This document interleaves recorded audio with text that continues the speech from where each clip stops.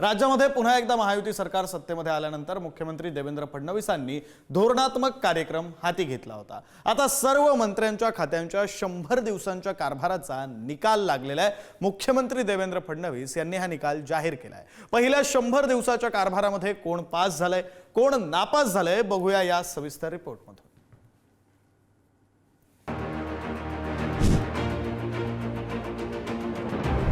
महाराष्ट्र दिनी सर्व महायुती सरकारनं 100 दिवसांच्या कामाचं प्रगती पुस्तक सर्वसामान्य जनतेसमोर मांडलंय।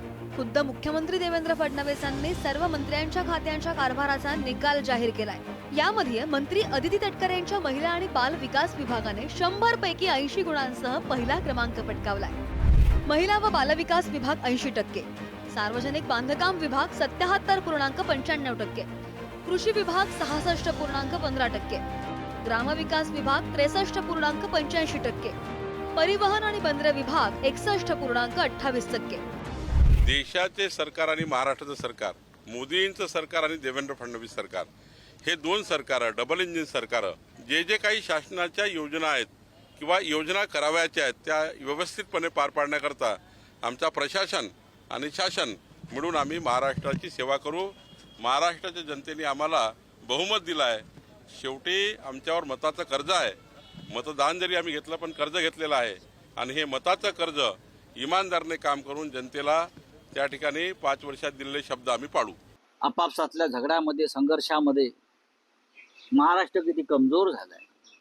106 हुतात्म्यांना पुष्पचक्र वाहण्याची तुमचा अधिकारच नाही। मी लायकी हा शब्द वापरणार नाही, तुमचा अधिकारच नाही।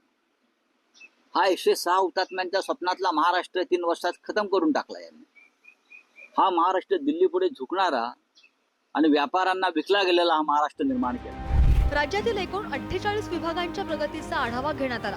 100 दिवसांच्या या कार्यक्रमात 3 विभाग नापास झाले। मुख्यमंत्री देवेंद्र फडणवीस यांच्याकडे असलेला सामान्य प्रशासन विभाग, उपमुख्यमंत्री एकनाथ शिंदे यांच्याकडचा नगर विकास विभाग आणि उपमुख्यमंत्री अजित पवार यांच्याकडे असणारा अन्न नागरी पुरवठा विभागाची ठिसाळ कामगिरी झाली आहे। सामान्य प्रशासन, अन्न आणि नागरी पुरवठा, नगर विकास विभागाची ठिसाळ कामगिरी। नगर विकास विभागाला 34%, तर अन्न आणि नागरी पुरवठा विभागाला 33% गुण। सामान्य प्रशासन विभागाला अवघे 24% गुण।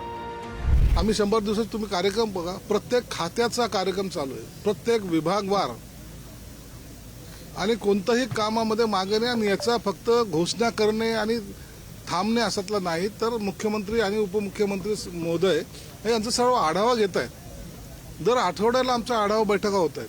या सरकारचे 100 दिवस अतिशय फेल्युअर आहे। आर्थिकदृष्ट्या सरकार सक्षम नाही आहे, शेतकरी सुखी नाही आहे, कायदा सुव्यवस्थेचं राज्य नाही आहे, राज्यातला विकास पूर्णपणे खुंटलेला आहे, कोणत्याही विकास कामाला निधी नाही आहे, सिंचनाचे प्रकल्प सगळ्या ठिकाणी थांबलेले आहे। हा महाराष्ट्र थेंब थेंब पाण्यासाठी टाहो फोडतोय। या महाराष्ट्रात पाण्यासाठी बळी जात आहेत। या मराठवाड्यामध्ये 1 जानेवारीपासून आतापर्यंत 289 शेतकऱ्यांनी आत्महत्या केलेली आहे। आणि कोणता महाराष्ट्र प्रगतीच्या दिशेने जातो? राज्यामध्ये महायुती सरकार पुन्हा एकदा सत्तेमध्ये आल्यानंतर मुख्यमंत्री देवेंद्र फडणवीसांनी सर्व शासकीय विभागांसाठी धोरणात्मक कार्यक्रम हाती घेतला होता। सरकारच्या 100 दिवसात चंद्रपूरचे जिल्हाधिकारी सर्वोत्तम ठरले, तर उल्हासनगर महापालिकेनं पहिला क्रमांक पटकावलाय। याशिवाय पालघर पोलिसांनी अव्वल स्थान पटकावलंय। विनय गौडा, जिल्हाधिकारी चंद्रपूर, 84.29%, मनीषा आव्हाळे, महापालिका आयुक्त उल्हासनगर, 86.29%, बाळासाहेब पाटील, पोलीस अधीक्षक पालघर, 90.29%, रोहन घुगे, जिल्हा परिषद मुख्य कार्यकारी अधिकारी ठाणे, 92%।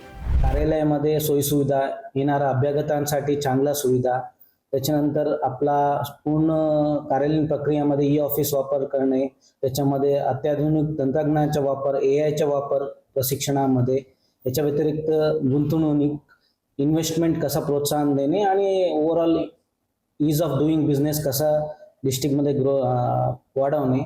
कमी वेळ आम्हाला मिळत होता आणि त्या कमी वेळेमुळे बऱ्याच गोष्टी सुधारायच्या होत्या।